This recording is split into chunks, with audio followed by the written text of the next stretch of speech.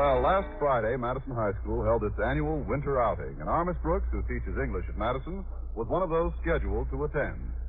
Yes, this local version of the Polar Bear Club is quite a tradition at school. It was started many years ago by Madison's beloved and hardy founder, Yodar Critch. It has since been carried on by our current principal, the beloved and neurotic Osgood Conklin. Since this frosty festival occurred during our official time off, attendance was not compulsory, but as Mr. Conklin so gracefully put it, Be there. everyone was given the opportunity to volunteer for some task or other, and after counting the welts on my back, I volunteered to arrange the lunch basket. Therefore, Friday morning, with the temperature hovering around 40, I found myself in the kitchen of the school cafeteria with my landlady, Mrs. Davis. Now, you look pretty this morning, Connie. Those earrings you're wearing are just lovely. What earrings? These are icicles. Aren't you freezing, Mrs. Davis? No, Connie, I'm quite comfortable. Well, no wonder. Move over and let me stand in front of that open stove with you. Even with these rubber gloves on, my hands are cold. It's certainly a dreadful day for a picnic. I'll never forget last year's little outing. Even the red ants had blue lips. I reminded Mr. Boynton about it the other day. I just couldn't warm up at that picnic. Nothing seemed to help. Heavy clothes, hot coffee. There must have been something there that could heat you up. He was, but he didn't. As a matter of fact, he spent most of the day with Miss Enright. You should have seen her showing off. Hiking, climbing trees. Miss Enright's very proud of her athletic ability, isn't she? She gives me a pain in the sacroiliac. And the way she fawns over Mr. Boynton. She does have quite a crush on him, doesn't she? You can say that again. She does have... Never mind. Now, where were we? Quite a crush on him, doesn't she? But I think your feelings toward Daisy Enright are perfectly justified.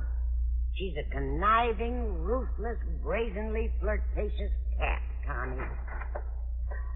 Well, it's Walter Denton. Yeah, I'll salute you ladies in a minute. First, I gotta get rid of these basketball uniforms. May I use one of these empty baskets? Certainly, Walter, but why are you bringing these soiled uniforms into the cafeteria? To get them unsoiled. They're picked up by the same laundry that does the cafeteria's linen. Sounds reasonable. Yeah, it works out fine. Except that once in a while the dish towels come back with knee pads. Yeah, we got a lot of important games next week. That's why I gotta get these into the laundry today. Want some coffee before we stow the jugs away, Walter? Oh, no, thanks, Miss Brooks. Say, how come you and Mrs. Davis got rubber gloves on? Mr. Conklin's orders. He's a bug on sanitary conditions in the kitchen. Sometimes I think that germs frighten him as much as he frightens germs. Don't exaggerate, dear. Now, I'll just go and cover the lunch basket with the sterilized tablecloth, and we're ready. I'll be right back, Connie. I'm going to go down to Mr. Conklin's office and find out when he wants to leave, Mrs. Davis. Very well, dear. Have a nice time. Oh, sure. Are you going to the outing, Walter? Yes, ma'am. Why? Well, since she's Mr. Conklin's daughter, Harriet Conklin has got to go. And it's an old biological truism, Miss Brooks, that where the honey goes, there goeth the bee. I see. Yeah, but why are you going, Miss Brooks? I get it. You're going to drive out to the picnic grounds with Mr. Boynton. A remarkable deduction, Walter. Gosh, that's a break. All alone with the man of your dreams, clear out the Critch Canyon. Yeah, actually, old Marblehead, Mr. Conklin, would love to call it off. How do you know? Well, I just left him talking to Harriet in his office. With the heat shut off in there, he's cold already. He was waving his arms and beating his chest to keep his circulation going. And every time he mentioned Yodar Critch, you should have heard his teeth. His teeth? Honest to Pete, his crockery's clacking like castanets.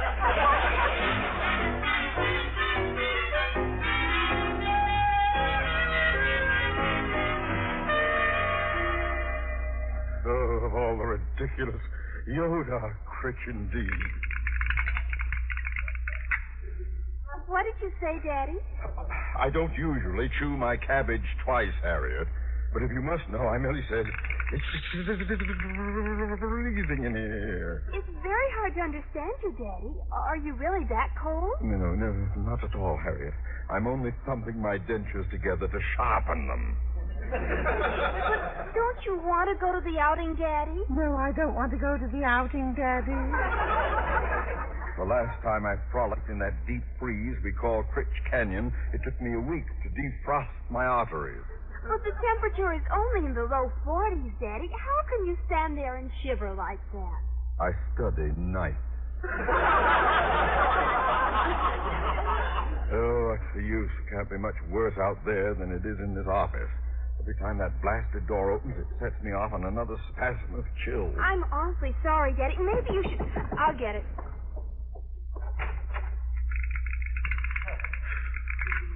Who's got the dice? It's Daddy, Miss Brooks. He's about to freeze. It's the only logical thing to do. Hello, Mr. Conklin. Oh, Miss Brooks. I was just waiting, Miss Brooks. I've got to meet Walter Denton in the cafeteria. See you at the outing. All right, Harriet. Well, sir, I just wanted to let you know that everything's ready. Well, Miss Brooks, I've been thinking, as you well know, I'm a great boy for tradition. Oh, I know that, Mr. Conklin. You're just about the most Hear me out, please. Each year since I've been principal of this institution, I have faithfully, nay, zealously, carried out the yearly pilgrimage initiated by Madison's beloved founder, Yodar Critch.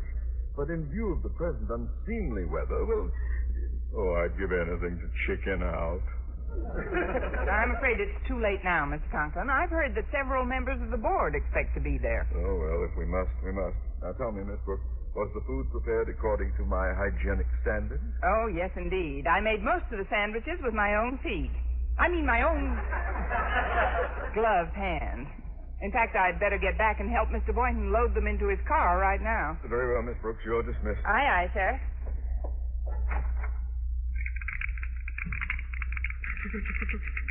Close the door. Oh, sorry, sir.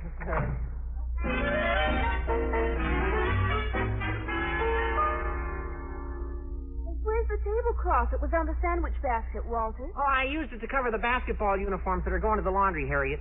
It was soiled, so I put a clean one on the picnic basket when I carried it out to the front of the cafeteria. But why'd you do that? Well, so as to make it more convenient for Mr. Boynton to pick 'em up. He'll probably park in front of the school. But where's the laundry to be picked up? That's right here by the kitchen door. I don't like to rush you children, but the school bus is leaving pretty soon. Shouldn't you be on it? We have to wait for Miss Brooks, Mrs. Davis. Yeah, that is, we would have to unless you can give her the message. I'd be glad to, dear. What is it? Just say that Walter placed the lunch basket up front in the cafeteria and the laundry's back here. Will you be sure and tell her, Mrs. Davis? Oh, of course I will, dear. You run along now. Yeah, okay, Mrs. Davis. Come on, Harriet. Rudolph the red-nosed reindeer. Oh, dear. Such sweet children. Well, I better wash my hands now. Hello, Mrs. Davis. I'm back. Hello, Connie. This water must be hotter than it feels. My hands are all red. Take your gloves off, Mrs. Davis. Well, we'll be leaving very shortly. Mr. Conklin's resigned to a day of chilblains. Oh, that's nice, dear. I'll come out to Creeks Canyon later with some of the folks on the board. Well, I'll be running along, Connie. I hope Mr. Conklin is pleased with everything. He gets very touchy when anything goes wrong on an outing. I know it, Mrs. Davis, but I'm determined not to worry. Like you always say, I believe that everything will come out in the wash. Well, during the next half hour, everything proceeded according to plan, with one slight exception. Since Mrs. Davis hadn't informed her of the fact that Walter switched the positions of the laundry basket and the lunch basket when the laundryman came, our Miss Brooks stood serenely by while he walked off with the food, leaving for the day's outing a big basket of delicious athletic uniforms. At noon, Mr. Boynton joined Miss Brooks in the kitchen of the cafeteria. Oh, hi, Miss Brooks. Is this the basket for the picnic over by the wall? That's it. Why is it covered with a tablecloth? That was Mrs. Davis's idea. She said she didn't want the sandwiches to catch cold. You're two of a kind, all right. Always joking. You mind if I lift up the cloth and take a peek at our coming feast? Oh, I'd rather you didn't, Mr. Boynton. This lunch is going to be a big surprise. Should be nice and cozy driving up to Critch Canyon, just the two of us. Well, you mean just the four of us? 4? Well, Mr. Conklin's wife drove their car over to her mother's for the day, so I invited him to join us. Oh, dandy. And our other passenger? Miss Enright had no transportation either. Miss Enright. Now, that's what I call a nice fourth for bridge. Only I hope it's a real high bridge. I know you're joking. Miss Enright's very fond of you, Miss Brooks. Why, only this morning she told me how much she admires your informality and your complete lack of ostentatiousness. Miss Enright said that? Certainly. She pointed out how most of the female members of our faculty spend precious minutes fussing with their hair and makeup before coming to school. But you, Miss Brooks, she says you come to school even when you look like a witch. Why bother with your car? We can fly to the canyon on my broom. Look, Mr. Boynton, why do we have to pick up Miss Enright? Oh, we don't have to pick her up. She's out in the car now.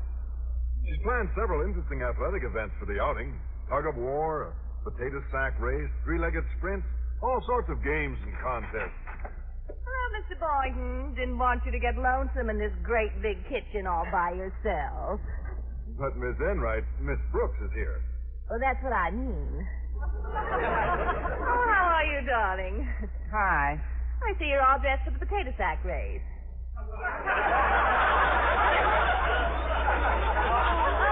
Oh, is that a skirt? This potato sack I'm wearing? Yes. It's a skirt. Now, may I ask you a question? Of course.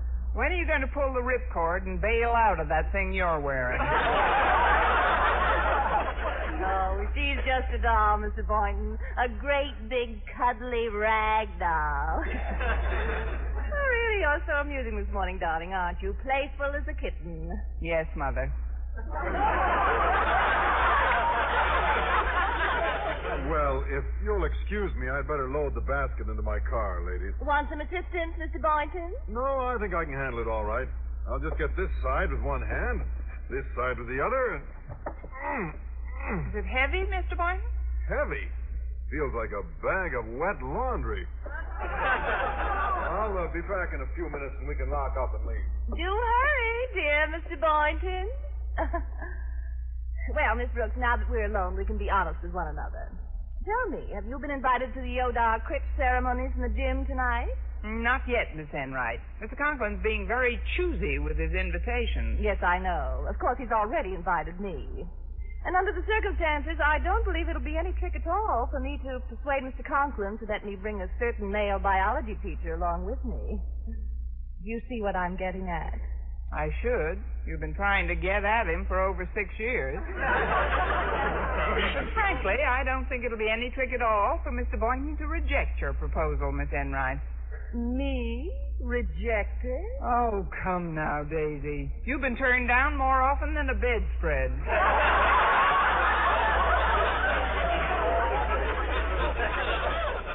If you recall, Miss Know-It-All, I wasn't turned down at last year's outing. Not after our outdoorsy biologist friend watched me romp off with every athletic event. In fact, he was very attentive to me that evening. Yes, I'm afraid he was. I suppose you'll put on a Lulu of a show for him this afternoon. Naturally. During the past year, I've sharpened my athletic talents, Miss Brooks. Even you must be aware of my tremendous prowess. Not only me, Miss Enright. Everybody knows that you have the most tremendous prowess in the entire school. Exactly how do you mean that, Miss Brooks? If the girdle fits, wear it. Oh, you poor warped darling. I'll be pitying you tonight while I'm dancing with Mr. Boynton. Did the possibility ever occur to you that I might be invited to this affair? Oh, yes, but it's a remote possibility, darling.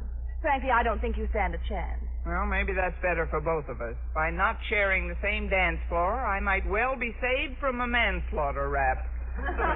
Manslaughter, Miss Brooks? You know how the song goes, don't you? When we're dancing and you're dangerously near me, I get ideas. Well, a short time later, the intrepid band of Madison High pioneers were at the picnic grounds in Yodark Rich Canyon. Oh, the wind sure blows through this canyon, doesn't it, Harriet? It's even worse than last year, Walter. But everybody seems to be having a pretty good time. Yeah, especially Mr. Boynton and Miss Enright. Oh, say, that reminds me.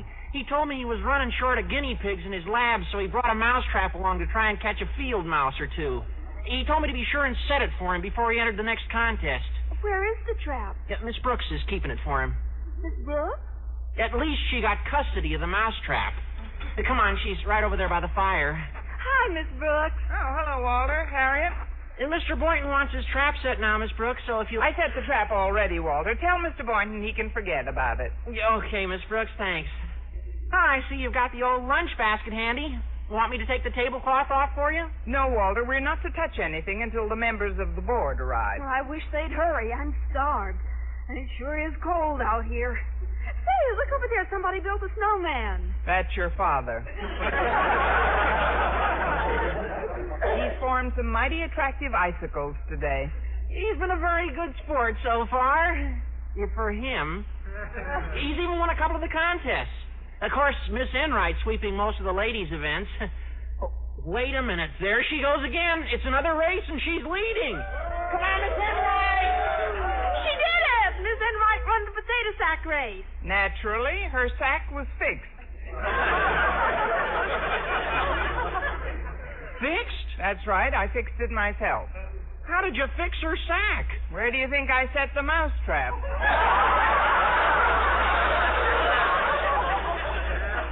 Look, Mr. Boynton's bringing Miss Enright over here, Miss Brooks.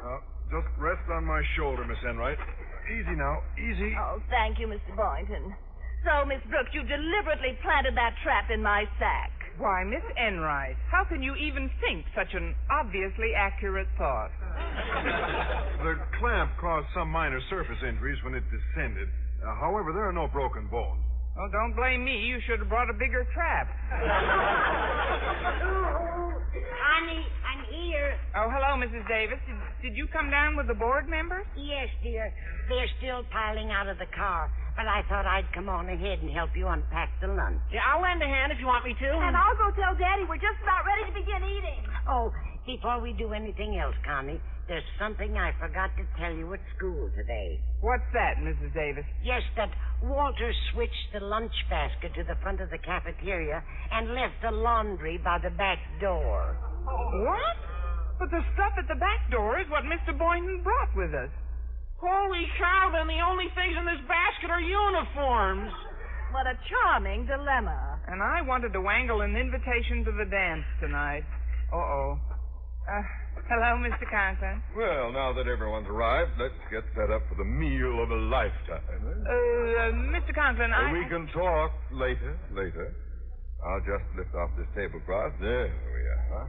Oh, doesn't that look good, Miss Brooks? Hand me that sleeveless jersey. Nothing like a tasty sleeveless jersey when the chill blasts of old man winter whistle through the canyon and fill the air with... Hand me that sleeveless jersey! Well, Miss Brooks, what happened? There's nothing in here but athletic uniforms. Quiet, everyone. Miss Brooks. Where's our lunch? Mr. Conklin, I have some wonderful news for you. For years, I've respected your campaign to ensure sanitary conditions in the kitchens of our public schools. Never has there been such a crusader for pure, hygienic, germ-free food. Just what are you trying to say, Miss Brooks? Mr. Conklin, when they get back from the laundry, we'll have the cleanest sandwiches in town. Brooks, starring Newhart and Transcribed, was produced and directed by Larry Burns, written by Joe Quillen and Al Lewis with the music of Wilbur Hatch. Mr. Conklin was played by Gail Gordon. Others in tonight's cast were Jane Morgan, Dick Crenna, Bob Rockwell, Ann Whitfield, and Mary Jane Croft.